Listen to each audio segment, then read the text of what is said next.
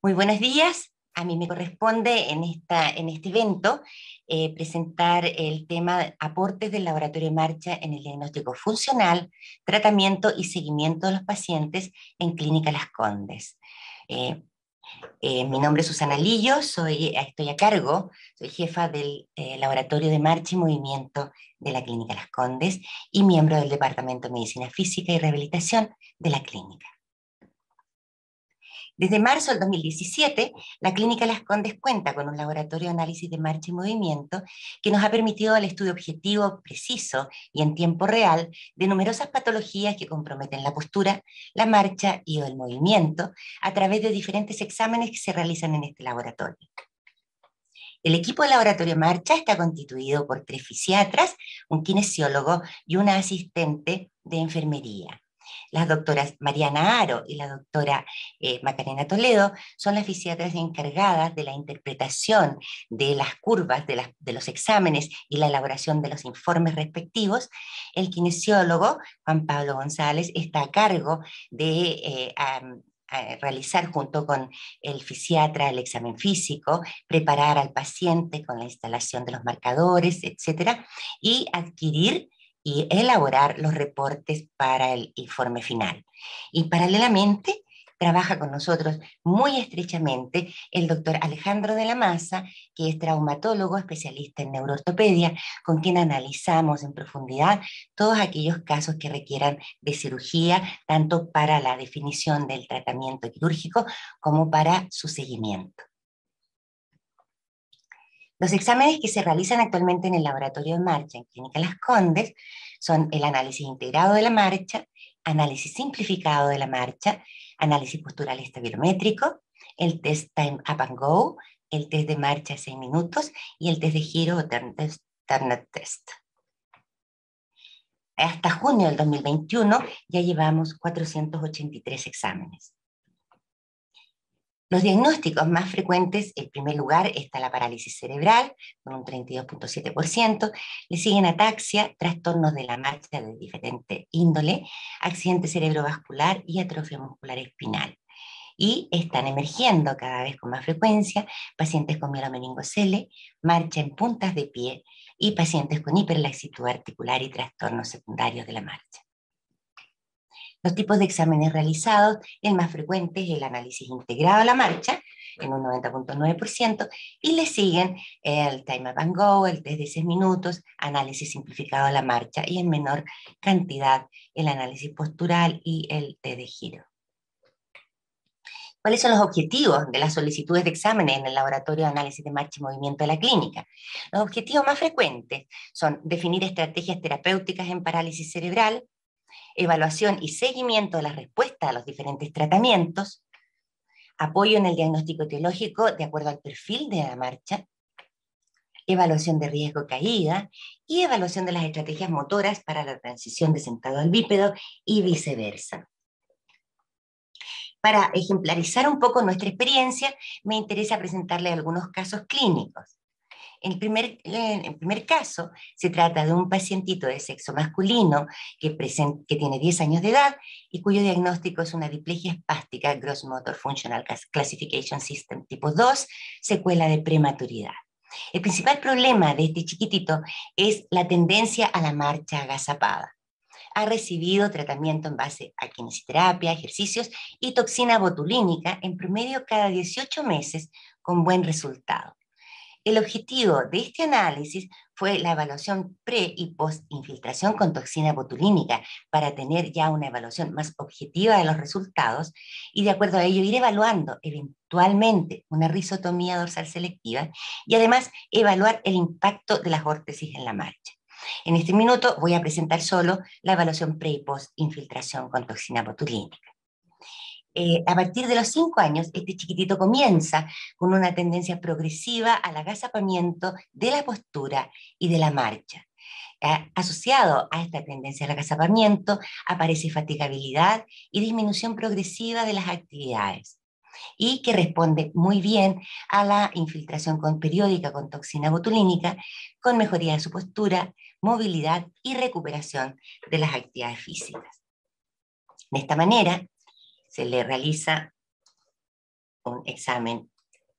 de marcha previo a la infiltración con toxina botulínica. Ahí vemos que el niño marcha en forma agazapada, ¿cierto? Con sus rodillas en flexión, y vemos en el laboratorio, ¿no es cierto?, cómo aparecen las distintas alteraciones a nivel del tobillo, la rodilla,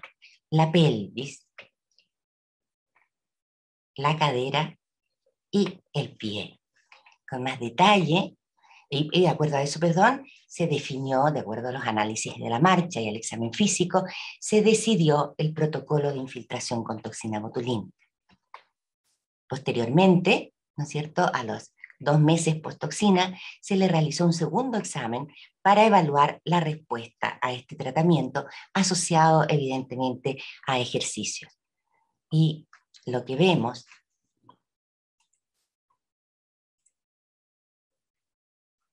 previo a la toxina y post-toxina, en su video de marcha, donde ya se evidencian, ¿no es cierto?, mejorías en su patrón de marcha, disminución del agazapamiento y también mejoría de su postura.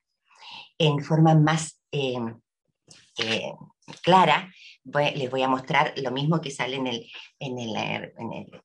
reporte, pero en forma detallada. Vemos cómo inicialmente él tenía una tendencia al agazapamiento con un importante avance tibial y con una flexión dorsal, por lo tanto, de sus tobillos durante el apoyo, lo cual mejora en forma importante. También disminuye la flexión de sus rodillas, ¿ya?, mejorando el rango de extensión en el apoyo medio. Se corrige la retroversión pélvica. En el plano frontal vemos que mejora la consistencia del movimiento de tronco, se corrige la oblicuidad pélvica y disminuye la abducción de la cadera izquierda. En el plano transverso también vemos disminución de la rotación interna de la cadera derecha y mejoría de la progresión del pie. Paralelamente, evaluando los índices sintéticos de la marcha, pretoxina botulínica, el GPS y el GDI, y 2 meses post-toxina, vemos cómo mejoran ambos, normalizándose el GPS y muy cerca la normalidad, ¿no es cierto?, normal a derecha y muy cerca a izquierda en el GDI. Pretoxina y post-toxina botulínica. La pregunta en este minuto es, ¿seguimos con el mismo esquema de tratamiento? ¿Vamos evaluando la posibilidad de risotomía dorsal selectiva? Eso lo vamos a ir determinando en el seguimiento de este paciente. Pero hemos podido, ¿no es cierto?, objetivar en forma muy clara los beneficios de este tratamiento en relación a la postura y a su marcha, tanto a nivel de sus tobillos, rodillas y caderas y pelvis. El segundo caso es una paciente con parálisis cerebral que presenta dolor en rodillas. Esta paciente actualmente tiene 18 años, tiene antecedentes de ser producto de primer embarazo controlado, parto 37 semanas por ruptura prematura de membrana. Ella evoluciona con desarrollo psicomotor normal hasta que inicia la marcha, que la realiza en equino bilateral y frecuentes caídas. Se realiza una resonancia magnética de cerebro al segundo año de vida y sale normal. Se ha planteado siempre como portadora de una diplegia espástica y se ha tratado con kinesiterapia y toxina botulínica y órtesis durante diferentes periodos de su desarrollo. Ella ha logrado un excelente desempeño general, con una excelente integración y rendimiento escolar, absolutamente independiente acorde a su edad, y deportista hasta el 2016, en que ella comienza con dolor en la cara anterior de rodillas mayor a derecha. Se le realiza en abril del 2017 un análisis de marcha y donde observamos, ¿no es cierto?, diferentes alteraciones a nivel de la pelvis, con un incremento de la oblicuidad pélvica, una anteversión pélvica importante, ya una abducción de las caderas, especialmente la izquierda, durante el apoyo inicial y el balanceo, una disminución del rango de flexión de sus caderas, una rotación interna de ambas caderas mayor a derecha,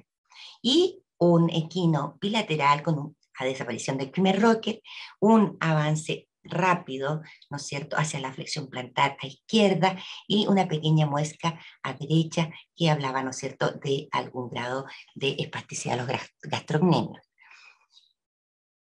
En ese minuto se decide, ¿no es cierto?, modificar su actividad deportiva, se cambia a natación, se le realiza infiltración con Botox, especialmente a nivel del recto femoral, que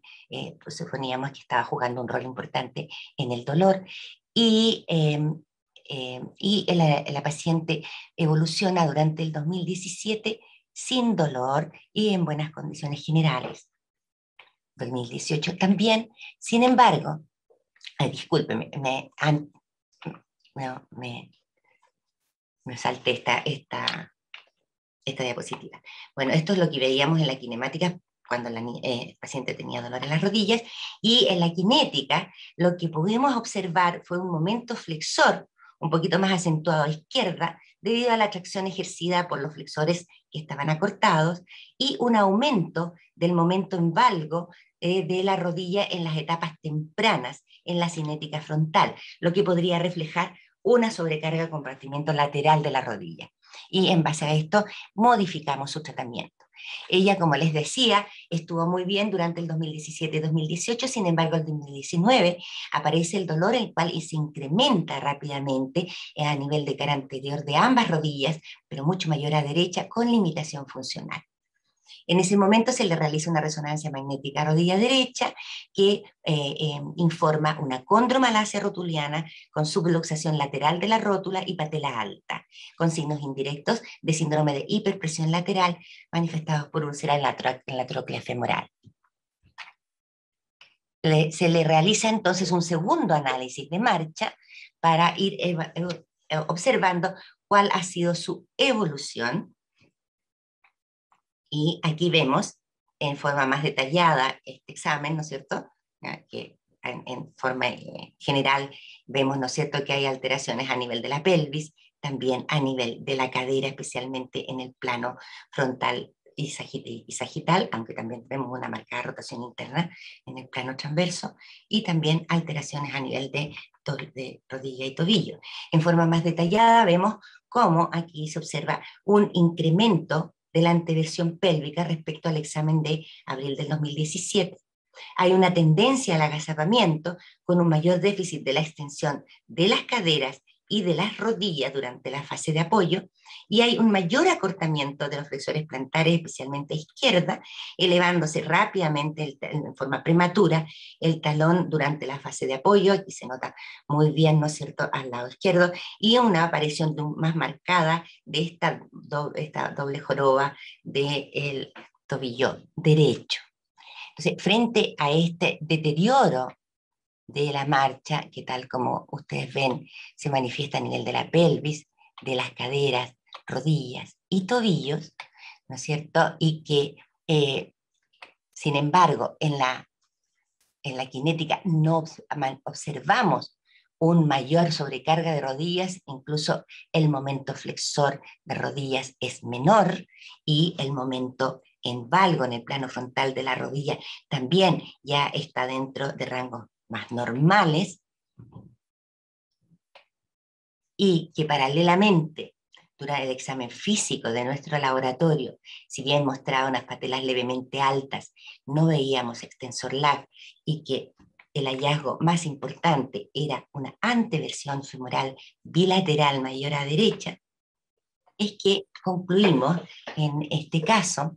que las características clínicas y el análisis integrado mostraban como alteración predominante la anteversión femoral aumentada bilateralmente, más acentuada a derecha, y una inestabilidad pelviana en el plano coronal, todo esto por una insuficiencia de extensores y de estabilizadores laterales de cadera, principalmente el glúteo medio, debido muy probablemente a la alteración del brazo de palanca que se asocia a esta alteración ósea torsional. Por otro lado, la anteversión femoral aumentada podría también determinar algún grado de incongruencia a nivel rotuliano que explicara las molestias referidas por la paciente en la cara anterior de las rodillas. Además, si bien, tal como les decía, observábamos elementos de sobrecarga en las rodillas, los elementos estaban en el compartimento lateral, manifestado por el momento en valgo, y discretamente en el compartimento posterior, con el momento flexor, pero no en el compartimiento anterior que expliquen las molestias a nivel patelar. Y por último, que clínicamente impresionan las patelas en posición levemente altas, pero no asociadas a extensor largo. Por lo tanto, de acuerdo a todos estos hallazgos,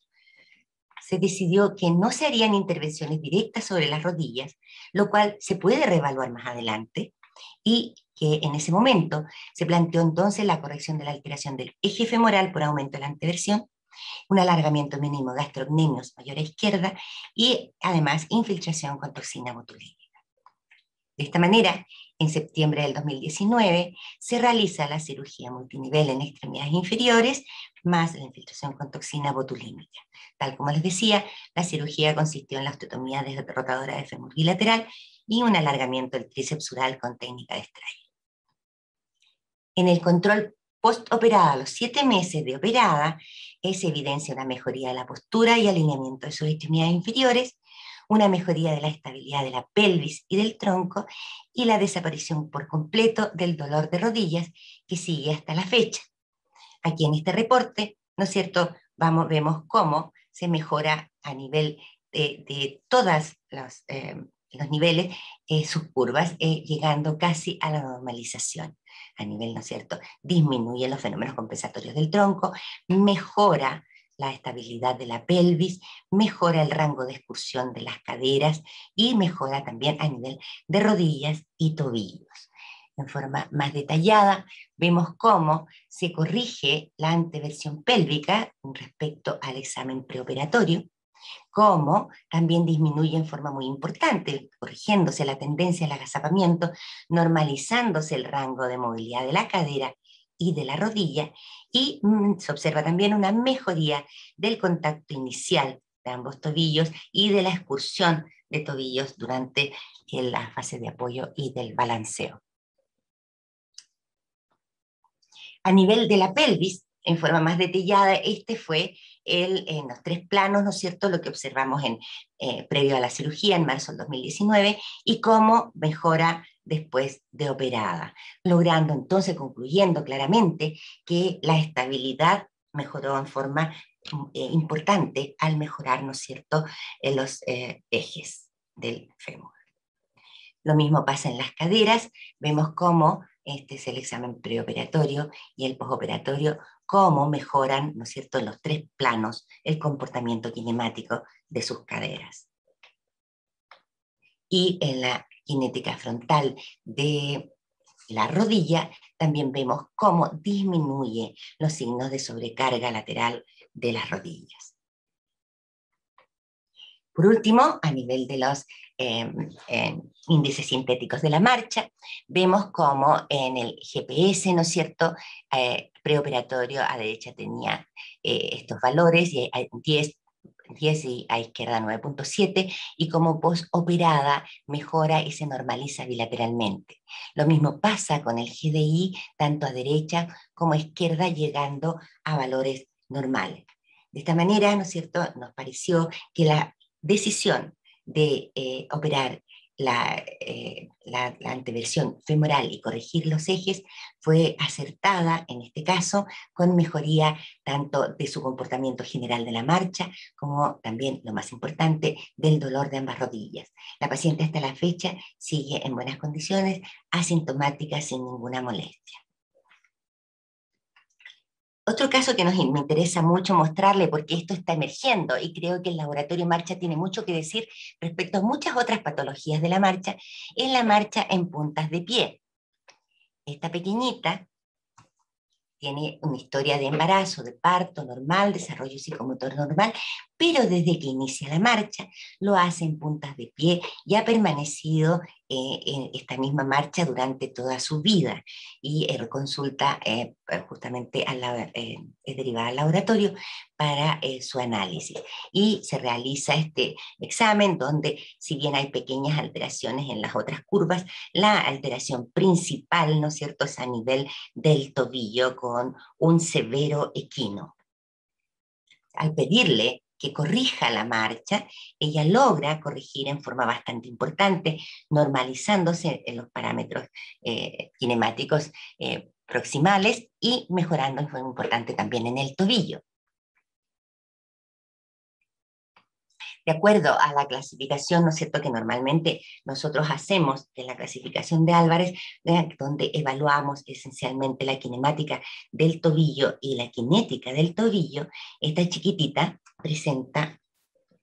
un idiopathic toe walking tipo 3, ¿no es cierto?, donde se observa que no hay presencia del primer rocker en la kinemática de tobillo, hay una presencia de un temprano tercer rocker y vemos, ¿no es cierto?, un momento flexor plantar que tiene doble joroba, donde el primer momento es predominante respecto al segundo, va cumpliendo entonces todos los criterios de la clasificación de Álvarez para clasificarla en idiopathic toe walking tipo 3 y de esta manera definir con mayor claridad su tratamiento. Esta es, bueno, la representación de la clasificación de Álvarez en cuanto a la kinemática y a la cinética. Y este sería el tipo 3 en ambos casos. Por último, y en forma lo más rápida posible, quisiera referirme a esta herramienta que también contamos en el laboratorio en marcha, que es el sensor inercial, que nos permite la realización de una serie de exámenes que son de menor complejidad y que nos entregan una información muy valiosa en nuestros pacientes y que para nosotros está siendo un desafío importante de poder difundirla para lograr, ¿no es cierto?, apoyar en el diagnóstico y en el seguimiento funcional de pacientes con numerosas patologías.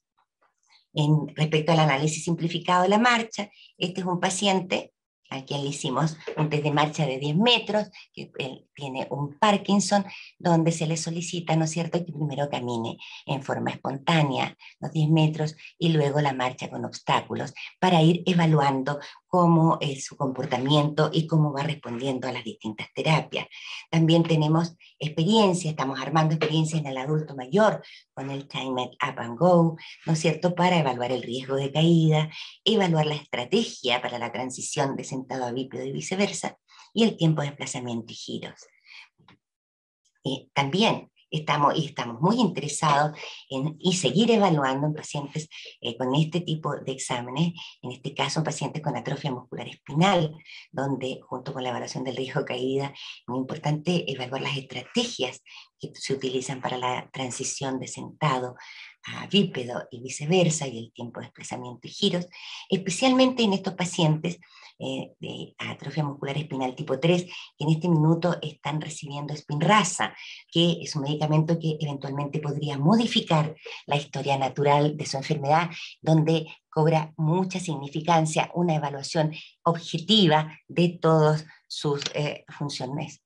motoras respecto a la marcha. También en este caso estamos utilizando el test de marcha de 6 minutos, que como ustedes saben, al utilizar el sensor inercial no solo nos va a entregar la información del test clásico, sino que también nos entrega información a propósito de la kinemática de la pelvis en sus 3 planos y una serie de parámetros temporoespaciales que nos van a permitir medir con muchísimo más precisión, ¿no es cierto?, cuál es el comportamiento de su marcha y cuando el paciente comienza a presentar fatiga, cuáles son las estrategias compensatorias que puede utilizar, aumento del paso, aumento del largo de los pasos, aumento de la cadencia, etcétera, y nos permite entonces evaluar en forma muchísimo más objetiva cada uno de estos pacientes, constituyéndose un desafío importante el tratar de difundir también estos exámenes del laboratorio.